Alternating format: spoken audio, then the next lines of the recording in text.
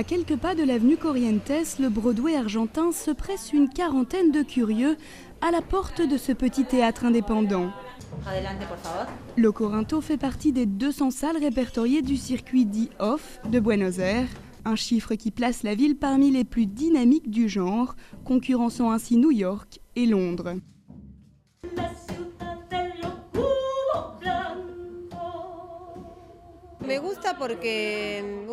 J'aime bien parce qu'on se sent proche des acteurs, il y a plus d'intimité. Ce ne sont pas des salles trop grandes.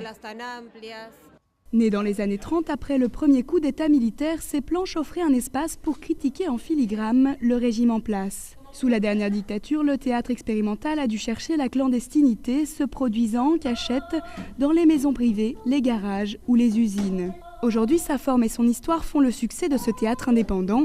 Il est même devenu l'une des attractions du pays. Cela génère même un accroissement du PIB du pays. Il y a des touristes qui viennent parce qu'on ne trouve pas ça partout dans le monde. Entrer dans ce qui est pratiquement une maison, partager dans ce qui est presque un salon, une expérience si proche. Malgré ce succès, peu arrivent à en vivre. Ici, les acteurs touchent les meilleurs soirs, rarement plus de 10 €. En général, quand on lance la production d'une pièce, on sait qu'on va le faire à perte. On le fait parce qu'on aime ça. Mais aucun de nous ne vit réellement du théâtre. On a tous un travail à côté. Si le gouvernement finance actuellement 70 salles dans la capitale, d'autres se financent essentiellement en donnant des cours, comme le Sportivo, un incontournable à Buenos Aires établi dans un ancien dépôt d'ambulance.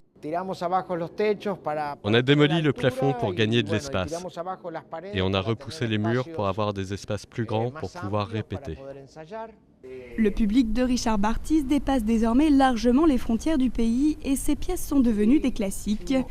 Et c'est alors que s'invente sous les feux de la rampe le off du off.